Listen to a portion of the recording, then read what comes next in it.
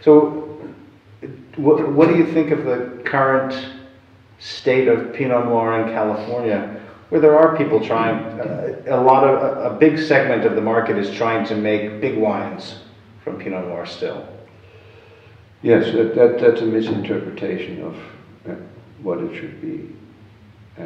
But there are wonderful, wonderful Pinots made, and they are selling. And they'll all learn. They're still learning. Slowly? It's a long process. You know, everybody for a long time said, well, if you want to grow a good Pinot Noir, it's Oregon. They can grow fantastic Pinot Noir, but they have immense weather problems. Absolutely. And it can rain there and they harvest and they lose everything. You know? And so down here, we actually had to convince some of the growers to start planting Pinot Noir, or to start planting grapes in Carneros, period. Because it used to be all fruit country. And the landowners, they all said, oh, you can't grow grapes down in Carneros. You know, it's too cold, too windy, too this, too that, because they were used getting the grapes ripe as fast as you can. I always used the joke of, oh, yeah, they want to harvest and then go hunting. That's all. But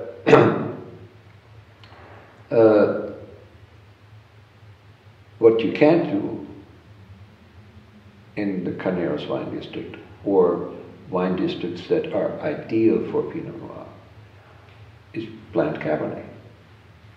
No, we don't plant Cabernet here, and we are having Cabernet in the program.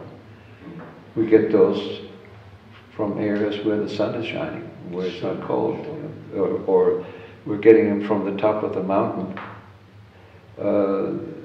where the sun is shining when we're still in the fog down here. All these things you have to have a feeling for, and it's not just that you have Pinot fruit. What will it turn into? That's the question. Well, that's an interesting thing that we saw when we were talking with Mike in the cellar was the large ovals. Yes. Definitely unusual today in California. Yeah. I assume it was fairly unusual even when you started using them. That's something that you brought with you from your German experiences. Absolutely. And yes. And you think that that's a great tool for Pinot Noir? Well, a great tool for a lot of things. You know, for instance, look what my colleagues have to do who are making Cabernet. They harvest the Cabernet and then fill it into the barrels. In the barrels, it goes through malolactic fermentation. And it also throws a deposit in the barrels. So once that process is completed, malolactic fermentation is finished, they've got to take all the wine out of the barrels. In other words, move it. And then wash the barrels and put the wine back in. That's abusing the wine.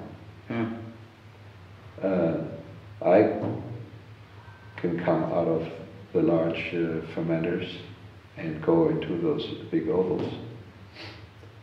And you're going to get two benefits. You know, when the wine comes from a fermenter, it's still warm from fermentation.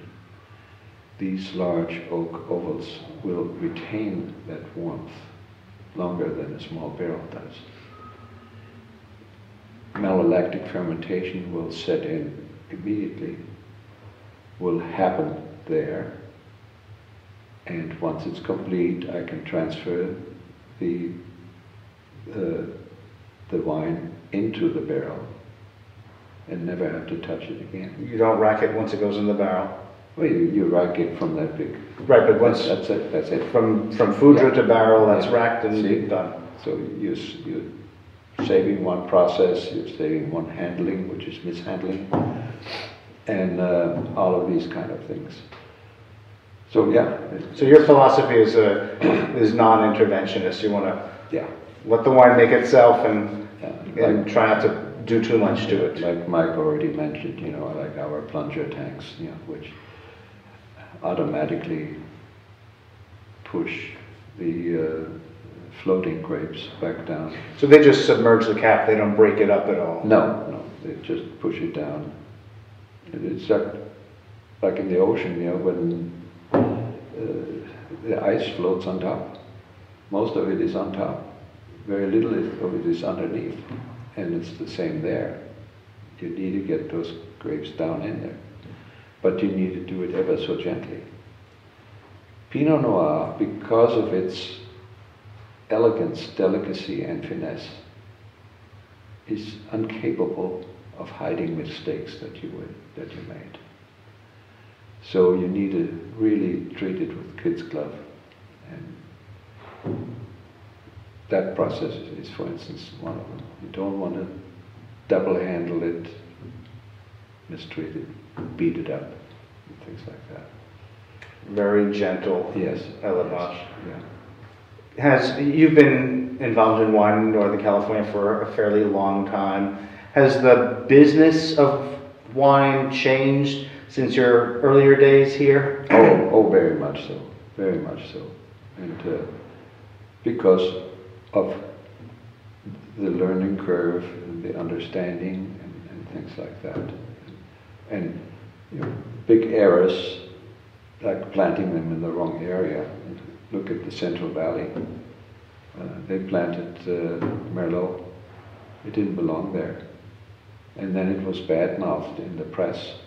It was bad. and then the Merlot was no longer bought by the customer. That even the fantastic Merlots from Northern California couldn't be sold any longer.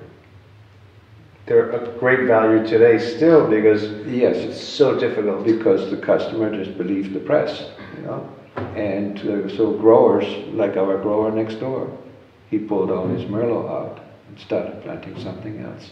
Pinot Noir? I don't know Okay. what he planted, but you see how some of these things happen. And whereas the Merlot that was being made from grapes grown here in this area, and it didn't have to be our Merlot, it was somebody else's, were fantastic. So, well, that's what we're dealing with in rebuilding America's wine industry. But it's successful, it's happening.